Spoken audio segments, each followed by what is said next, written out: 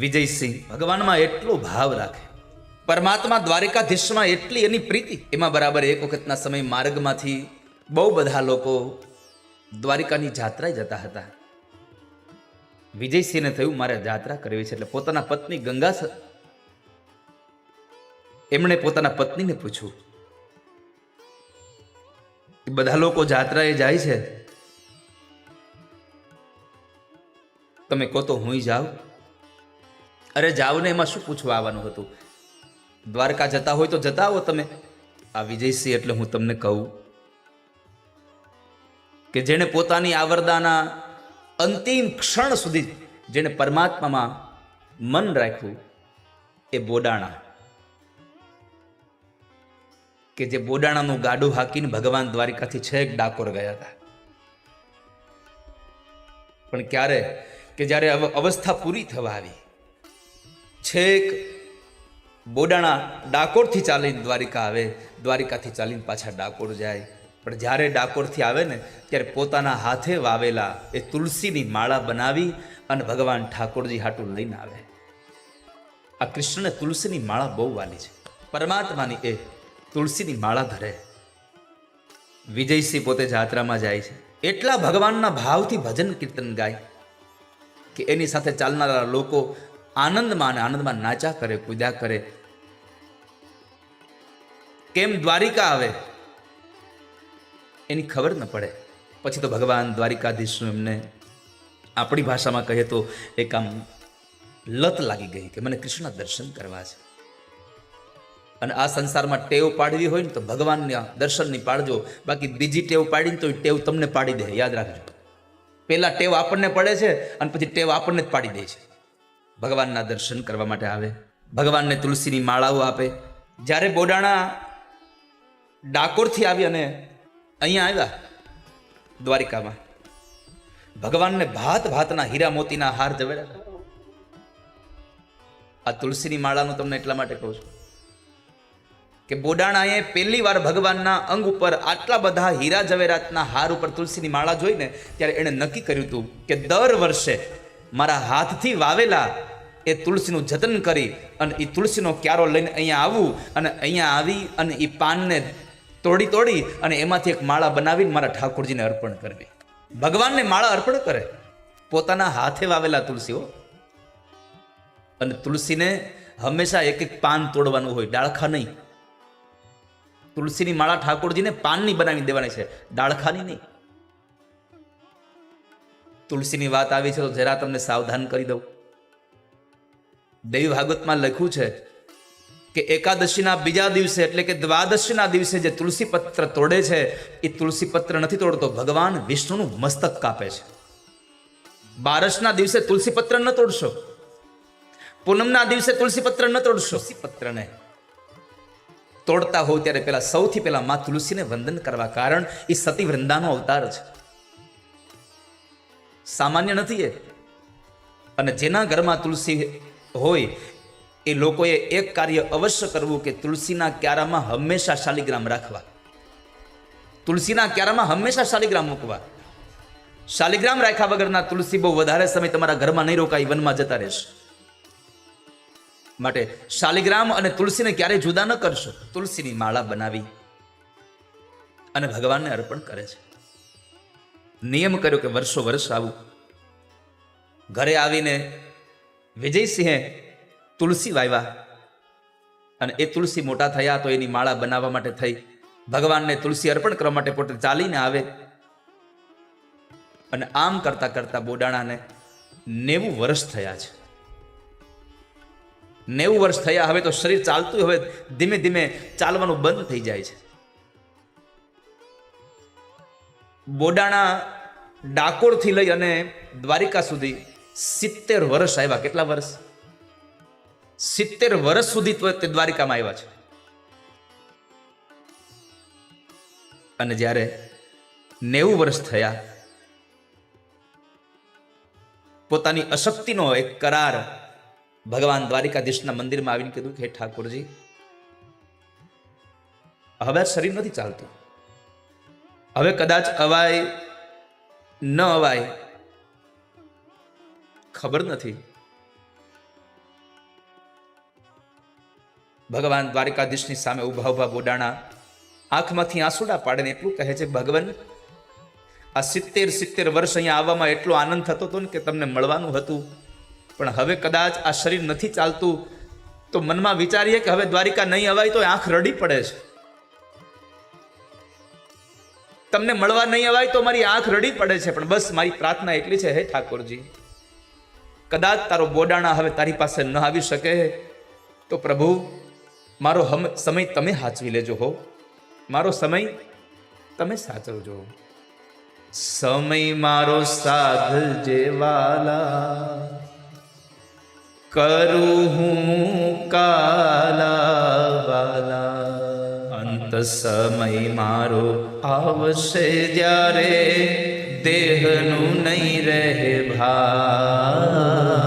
રે સમય મુખે તુલસી દેજો, એ જો યમુના પાન, સમય મારો સાધ જેવાલા. રડતા રડતા બોડાણા પ્રાર્થના કરે છે, જાઉં છું મારા નાથ, હૃદય ઉપર પથ્થર મૂકીને યાદ રાખજો, મારો અંત સમય ચૂકી ન જતા હો. મેં 70 વર્ષ તમારી પાસે આવ્યો છું, મારી એટલી પ્રાર્થના છે કે મારો અંત સમય આવે ત્યારે ઠાકોરજી એકવાર દર્શન દેવા આવજો ને, એકવાર આવજો તમે. જીભલડી મારી પરવશ બનશે ને, હારી બેસું હા. એરે સમય મારી વારે ચડીને રાખજે તારું નામ, સમય મારો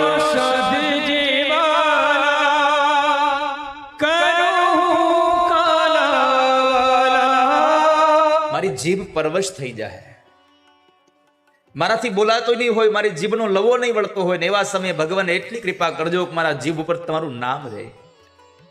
અને છેલ્લી પ્રાર્થના એટલી છે, કંઠ રૂંધાશે નાડીઓ તૂટે, તૂટશે જીવન દોર. એરે ટાણે મારા અલબેલાજી કરશે બંસી શોર, સમય મારો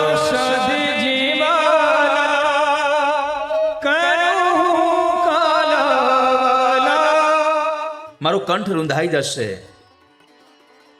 મારા જીવનની દોરીઓ તૂટી જશે, પણ એવા સમયે હે ઠાકોરજી એકવાર વાંસળીનો નાદ સંભળાવજો.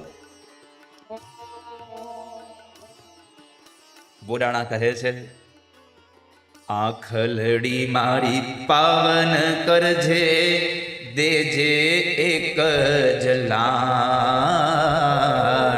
ભગવાન પાસે બોડાણા એ માંગ્યું એટલું નહીં, વર્ષો પહેલા, હજારો વર્ષ પહેલા કુરુક્ષેત્રના મેદાનમાં દાદા ભીષ્મએ કહ્યું, સદેવ દેવો ભગવાન પ્રતીક્ષતા કલેવરમ.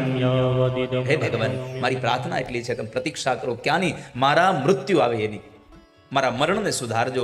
આ સંસારમાં જીવન સુધરે કે ન સુધરે, પણ ભગવાન પાસે એટલું મગાય, હે ભગવાન મારું મરણ સુધરી જાય એટલી કૃપા કરજો. અને જેનું મરણ સુધરે ને સમજવાનું, એનું જીવન સુધરી ગયું હોય તો જ મરણ સુધરે, નકર ન સુધરે.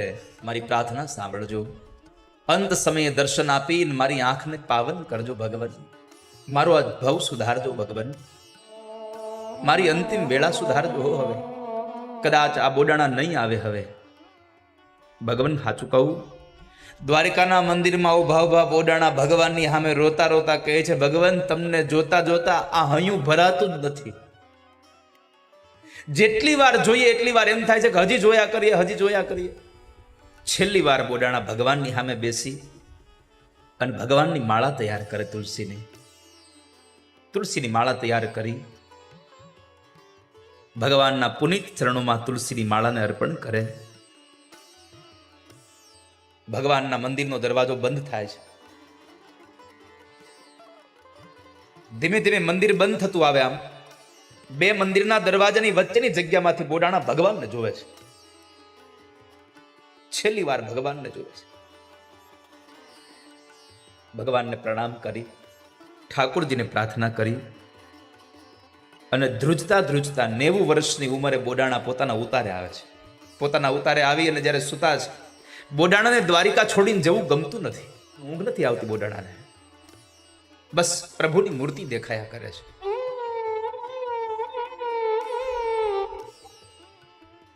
અંતે ભગવાને લીલા કરી. ભગવાને એમને નિદ્રાને આધીન કર્યો અને બોડાણા સૂઈ જાય છે ત્યારે વહેલી હવારમાં એક સપનું આવે છે બોડાણાને. સ્વપ્નમાં ભગવાન પોતે સ્વયં આવ્યા છે. ઠાકોરજી પોતે સ્વપ્નમાં આવી બોડાણાના માથે હાથ મૂક્યો.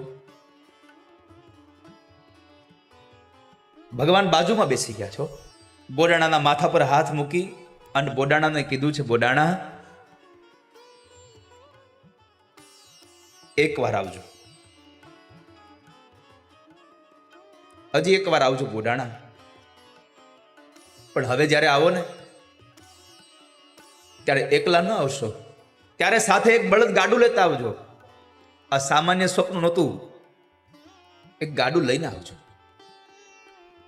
બોડાણાએ ઘરે આવીને પોતાના પત્નીને વાત કરી છે, દેવી મને ભગવાન સ્વપ્નમાં આવ્યા હતા અને ભગવાનને મેં કીધું કે પ્રભુ હવે હું નહીં આવી શકું. તો ભગવાને એમ કીધું કે હવે એકવાર આવજો ને ગાડું લઈને આવજો. હવે મારી તો સ્થિતિ નથી, ગાડું ક્યાંથી લાવવું.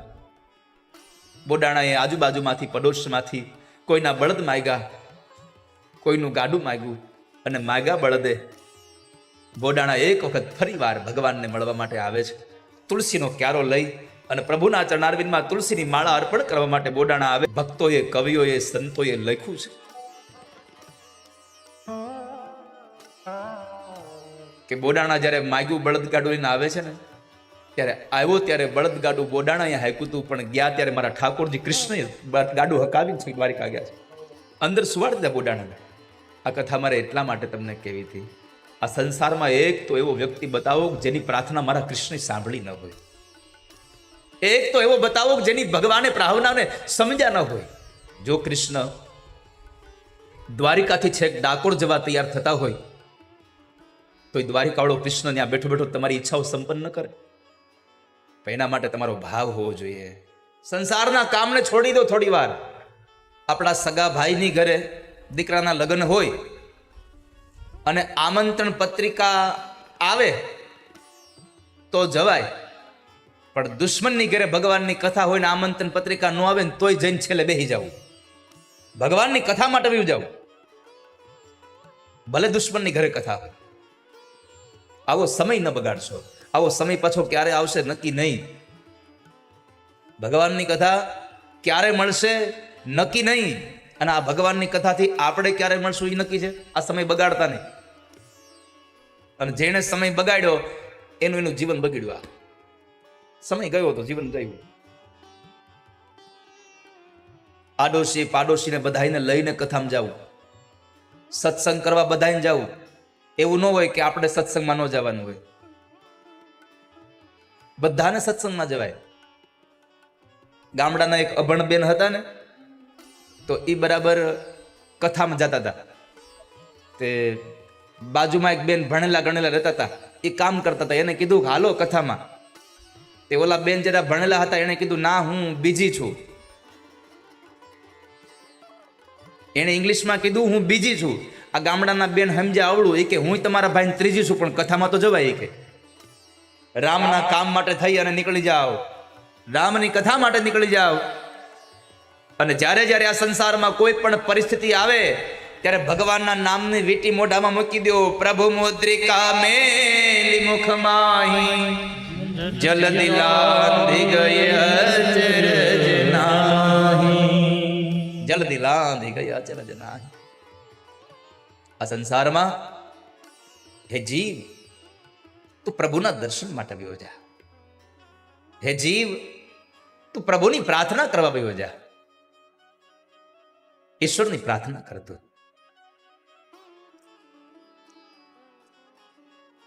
બાકી તો આ સંસારમાં જ્યાં સુધી જિંદગી છે ત્યાં સુધી નવરાઈ કોને છે? અરે ઘણાને તો મરવાની નવરાઈ નથી.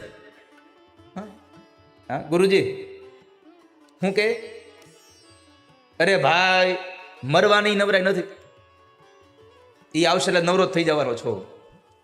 जब तक रहेगी जिंदगी फुर्सत न होगी काम से, कुछ वक्त तो ऐसा निकालो कि प्यार कर लो राम से.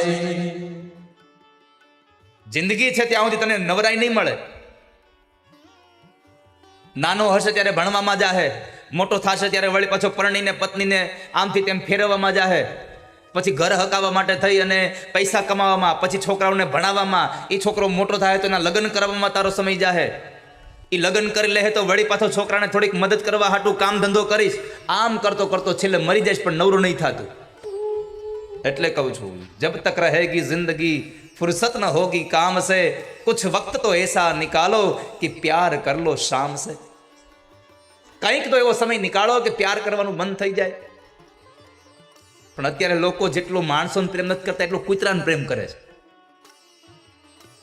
હા, હું ખરેખર આમ આઉટ ઓફ ઇન્ડિયા જાઉં ને ત્યારે હું જોતો હોઉં, જેટલું નાના છોકરાને ન તેડે એટલું કૂતરાને તેડે. એ જ બધું કરે છે. પૃથ્વી તણો પીંડો કર્યો રજ લાવતો ક્યાંથી હશે, અને જગ ચાક ફેરવનાર ઈ કુંભાર બેઠો ક્યાં હશે. જગ ચોર છે બૂટા ભર્યા ક્યારે કિનારી છાપશે, બીબા કહો કેટલા હશે ને રંગરેજ બેઠો ક્યાં હશે. આ દુનિયાના જેટલા પણ માટલા બનાવે કુંભાર ક્યાં હશે? ઓલા કુંભારની વાત નથી કરતો હો, કે ચાકડા ઉપર એ માટીનો પીંડો મૂકે એને ચલાવે ને પછી એમાંથી માટલું બનાવે. એ કુંભાર નહીં. હું તો આ મંદિરમાં બેઠા એ કુંભારની વાત કરું છું કે મારા ને તમારા જેવા કેટલા માટલા બનાવ્યા એને. અને આ રંગરેજ કેવો, કોઈને એક સરખો રંગે ન આપ્યો, બધાને અલગ અલગ. અને સૌથી મોટી વાત તો એ છે કે બીબા કેટલા એની પાસે, કેટલા બીબા એની પાસે. હવે ખાલી એક વખત તમે કલ્પના કરો, એક જ બીબું હોત તો વિચારો તમે, બધાના મોઢા એક જ હરખા, તો કેવું થાત? મોટી રામાયણ ઊભી થાત. કોના ઘરે કોણ જોયું એ જ ખબર ન પડે. મારી પેલા કોક આવીને બેસી જાય વ્યાસપીઠે તોય ખબર ન પડે. ઘણા ફાયદા ઘણા ગેરફાયદા. ઉઘરાણી કરવા કોક આવે ભાઈ પૈસા, એ હું નહીં, એ તો બીજો કોક.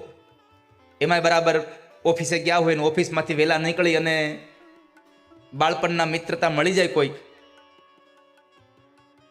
ક્લાસમેટ, અને એની હારે ઊભા ઊભા પાણીપુરી કે ગુલ્ફી ખાતા હોય ને પત્ની જોઈ જાય તો કેટલો ફાયદો. એ હું ક્યાં હતો? હું તો ઓફિસમાં જ હતો. તો તમારા જેવું મને કોક લાગ્યું. બીબા કહું કેટલા હશે અને રંગરેજ બેઠો ક્યાં હશે. ભગવાને જેવું ઘાટ ઘડ્યો ને, જેવું બીબું બનાવ્યું ને, એવા જ પ્રમાણે ભગવાને ઈ બીબાને જેવો રંગ હારો લાગે એવો ભગવાને રંગ આપ્યો. પણ આપણને ભગવાને આપેલો રંગ ગમતો જ નથી. આપણે નવો રંગ કરવો પડે. પછી નવો રંગ જ્યારે ઉતરે તે ખબર પડે કે ઓહો હો, આ તો બાઘડ બિલા જેવું થયું. હાલ હમણાં મેં સાંભળ્યું હતું, આ ઓલું બ્યુટી પાર્લર કહેવાય ને, શું કહેવાય, બધા રિપેર થવા જાય. એક સાહિત્યકારે એને નામ આપ્યું, એ કે એ બેનોનું ગેરેજ છે. એ કે કેમ જાણે 4 વ્હીલ ગાડી હોય ને એને રિપેર કરવા મૂકતા હતા. પણ મારે તો આ વાત સાથે એટલું કહેવું છે, રચા હે સૃષ્ટિ કો जिस प्रभु ने वही ये सृष्टि चला रहा है. પણ મહાભારત હું આજે વાંચતો હતો ને મને આ દ્રૌપદી માટે થઈને મને મળ્યું કે મારે મહાભારતમાં પ્રવેશ કરવો છે. અને જેના થકી મહાભારત આ ઊભું થયું આખું. દ્રૌપદી એટલું બોલ્યા હતા ખાલી કે અંધના અંધ હોય, ત્યાંથી આખું મહાભારત ઊભું થયું છે. મારે તમને એટલી સલાહ નથી આપી, મારે એટલું ખાલી સૂચન કરવું છે કે કઈ જગ્યાએ બોલવું અને ક્યાં મૌન રહેવું. આ બે આવડી જાય તો જીવનમાં કોઈ દિવસ કોઈ સારું બીજું કોઈ ખરાબ કામ ન થાય. જો દ્રૌપદીને ખબર પડી હોત કે મારે બોલાય નહીં અહીંયા, જો દ્રૌપદી મૌન રહ્યા હોત તો મહાભારત ન મળ્યું હોત, અને સીતાજી જો બોલ્યા હોત તો રામાયણ ન મળ્યું હોત કોઈ દિવસ. જ્યારે સીતાજીના પતિ રામને કૈકેયી દ્વારા 14 વર્ષનો વનવાસ દેવાય છે, ત્યારે 14 વર્ષના વનવાસના સમયે સીતાજી બોલ્યા હોત કે મારો પતિ જંગલમાં નહીં જાય તો રામાયણ ન મળ્યું હોત તમને મને. અને આજે અહીંયા મય દાનવે ઊભી કરેલી આ માયાવી નગરી ખાંડવ વનમાં ધૃતરાષ્ટ્રે દુર્યોધનને હસ્તિનાપુરનું રાજ્ય આપી દીધું, અને જંગલમાં હાવ છેવાડાનું ગામડું ખાંડવવન પાંડવોને આપ્યું. પણ સાહેબ, હસ્તિનાપુર કરતા પણ મહાનગરી બનાવી, એવી નગરી બનાવી એ મય દાનવ પાસે કે હસ્તિનાપુરની તો આટી મારી જાય, આપણી ભાષામાં એનું ડાળિયું ન આવે એવી નગરી બનાવડાવી. કેમ? એ ખાંડવનને સારામાં સારી નગરી બનાવી એનું એકમાત્ર કારણ હતું કૃષ્ણ સાથે હતા. પાંડવોને હારે ભગવાન કૃષ્ણ હતા. આ સંસારમાં જ્યાં ધર્મ હોય છે ત્યાં પ્રભુ હારે હોય છે. અને એ મહાભારતના એ સ્વયંવરમાં કૃષ્ણને પ્રેમ કરવું એટલા માટે ગમે છે. આ સંસારનો માણસ કદાચ કૃષ્ણને પ્રેમ કરે તો સ્વાર્થથી કરે, પણ કૃષ્ણ પ્રેમ કરે એમાં સ્વાર્થ ન હોય. હવે તમે અહીંયા જોજો, એક વરદાન અર્જુનને માગવાનું છે અને એક વરદાન ભગવાન કૃષ્ણ માગવાનું છે. પોતાના માટે જે વરદાન માગે ને એને મોઢું મળે છે.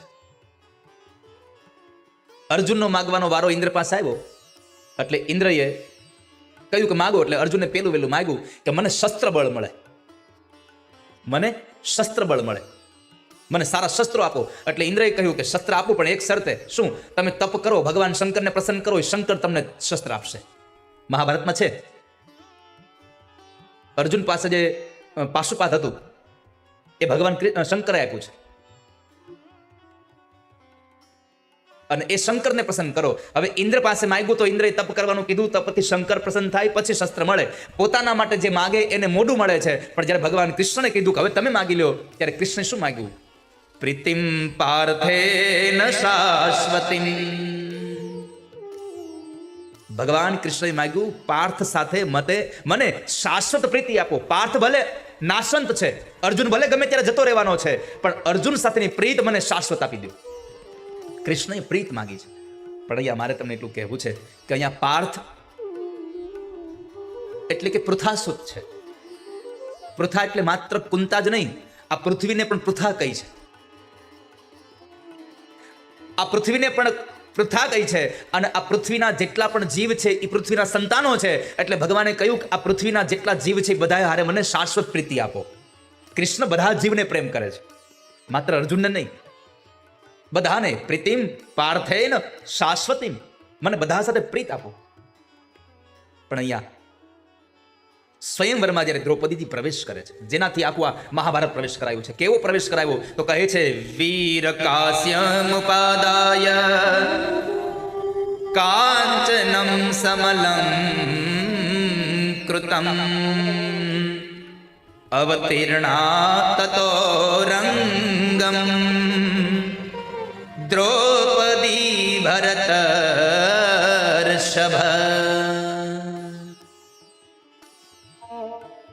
વીર કાંસ્યમુપાદાય કાંચનમ સમલંકૃત. અહીંયા સમલંકૃત આભૂષણોથી શોભતી આવી છે સ્ત્રી. આભૂષણનો ઠઠારો નથી કર્યો, યોગ્ય આભૂષણો પહેર્યા છે. સમલંકૃત, જેટલા સારા લાગે એટલા જ આભૂષણો પહેર્યા છે. બહુ વધારે ઘરેણા પહેરવાથી સારા ન લાગે, યોગ્ય ઘરેણા પહેરીએ તો સારા લાગે.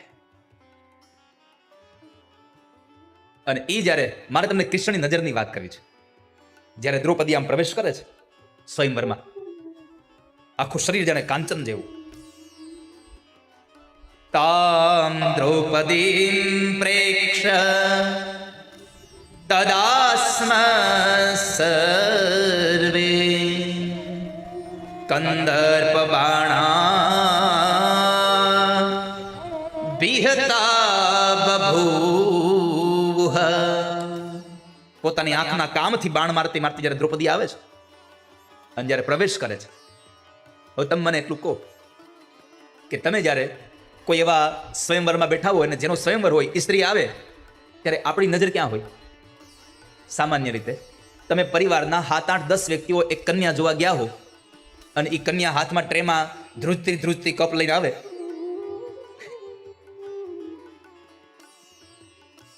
અને પહેલાના સમયમાં તો હતું જ, ગામડે જ્યારે કન્યા જોવા આવે ત્યારે કન્યાને સાડી પહેરવાની, તો પહેલી વખત સાડી પહેરી હોય, હાથમાં ટ્રે લઈને જાય, ધ્રુજે થડ. વરાજો જ્યારે જોવા જાય ત્યારે કન્યા ધ્રુજે, અને વરાજો પરણવા જાય ત્યારે વરાજો ધ્રુજે ધડ. હાથમાં ગજરો લઈને ધ્રુજતો હોય આખો. છોડો વાત. પણ જ્યારે તમે કન્યા જોવા ગયા હો અને બધા એકબીજા વાતો કરતા હોય, એમાં બરાબર કન્યા પોતે કોઈ સામગ્રી લઈને તમને પીરસવા માટે આવે, ત્યારે તમે 5 કે 15 જણા ગયા હોય, 15 જણાની નજર ક્યાં હોય? એકમાત્ર કન્યા સામે હોય ને. તો અહીંયા દ્રૌપદી માટે અનેક રાજવીઓ આવીને બેઠા છે બધા, અને એ રાજવીઓ જ્યારે બધા બેઠા છે એમાં કૃષ્ણ પણ બેઠા છે. ત્યારે બધાની નજર દ્રૌપદી સામે હતી, એક કૃષ્ણની નજર દ્રૌપદી સામે નહોતી. બધા દ્રૌપદીને જોતા હતા અને કૃષ્ણ જે દ્રૌપદીને જોતા હતા એ બધાને જોતા હતા. શું કામ? એને કૃષ્ણ વિચારતા હતા કે અહીંયા બધા છે તો મારા પાંડવો નહીં આવ્યા હોય? ભગવાન પાંડવો છે કે નહીં જોતા હતા, અને એમાં બ્રાહ્મણના વેશમાં રહેલા અર્જુનને ભગવાન જોઈ જાય છે. ઓહો, આવી રહ્યો. બાણોથી છવાઈ ગયેલા કંદર્પ એટલે કે કામ બાણથી ઘવાયેલા બધા જ લોકો રાજવીઓ દ્રૌપદીને જોવે, અને એ સમયે કૃષ્ણ દ્રૌપદીને જોનારાઓને જોવે છે. દ્રષ્ટવા હિતાન મત ગજેન્દ્ર રૂપાન પંચાભિપદ્માનિવ વારણેન્દ્રાન ભસ્માવૃતાંગાનિવ વ્યવાહાન પાર્થાન પ્રદધ્યો સયદુ પ્રવીર. મહાભારતનો આદિ પર્વ એમ લખે છે કે પદ્મની ઓર જેમ ગજ દોડતો જતો હોય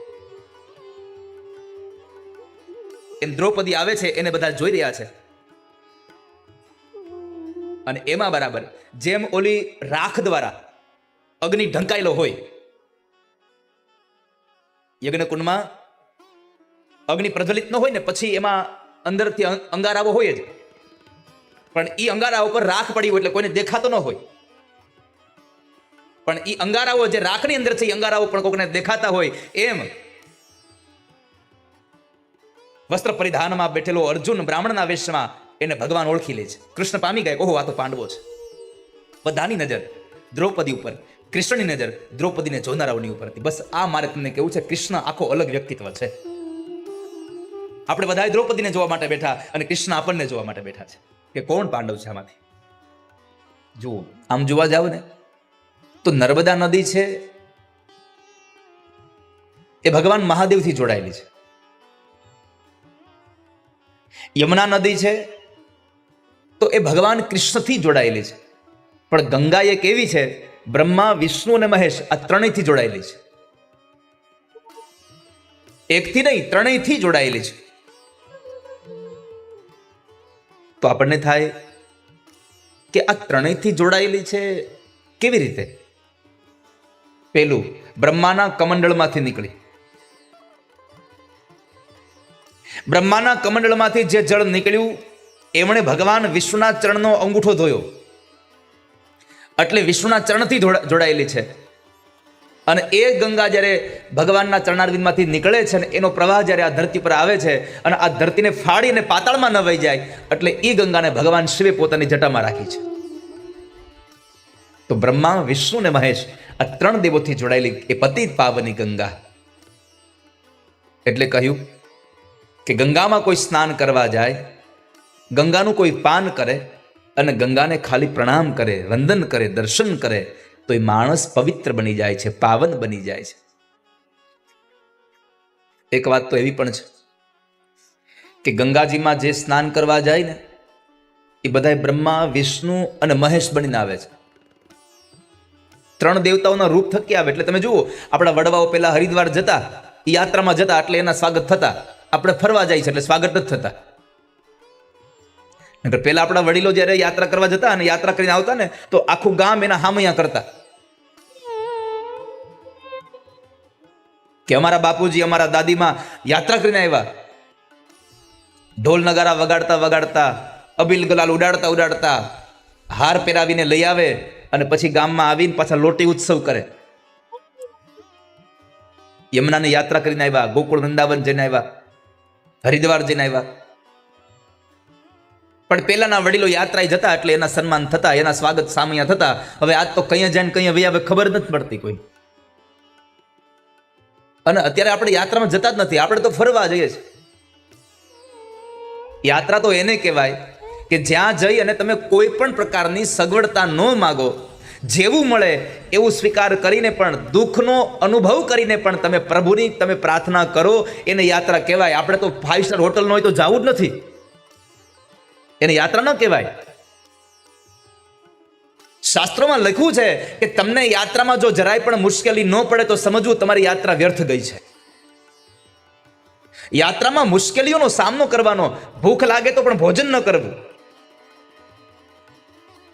ઊંઘ આવે તો સૂવું નહીં, આ બધાનો ત્યાગ કરી અને પ્રભુનું ભજન કરવું, એને યાત્રા કહેવાય. આપણે તો ટ્રેનમાંથી ઉતર્યા, પ્લેનમાંથી ઉતર્યા, પ્લેનમાં ઉતર્યા હોય તો થાકી જાય છે. પ્લેનમાંથી આવ્યા ભેગા પહેલા તો હોટલમાં હોઈ જ જાય, પછી વાત બધી.